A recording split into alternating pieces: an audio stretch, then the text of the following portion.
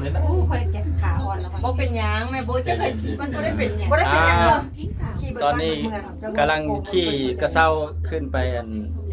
ไปเบิ่ง บนอันสะพานบนอันมือจับอันเนาะ ทาย บ้าน ใคร นาหิว ทายคนนาบูดนะแม่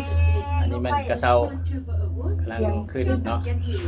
อันนี้แม่นไทเฮากำลังอยู่ในกระเซ้าเนาะ สู้ นี่ ๆเอ็นพี่นะ อ่า สบายบ่พี่นะสบายบ่เว้าเราวิดีโอเว้าสิเป็นหยัง อันนี้เป็นมุมภาพอยู่ลุ่มเนาะ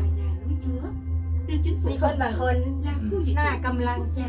mang nhiều giá trị sinh thái với hệ động thực vật phong มี phú. นายิ้มชอบใจไหมหอดบนต่อแล้วคลึง Khu chinh phục đỉnh núi Chúa cao 1.487 mét. อธิบาย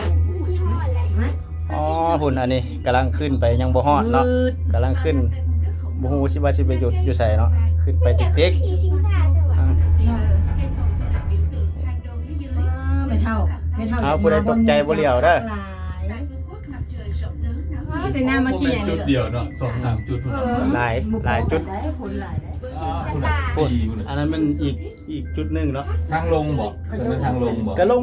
ทางขึ้นคือกัน ห หั่น ลา แห น ละ เนี่ยลงขึ้นนะคือน้ำลายไหมขึ้นสูงหรือคือน้ำลายเอายามันทุกอย่าง เอาไปยัง จะบู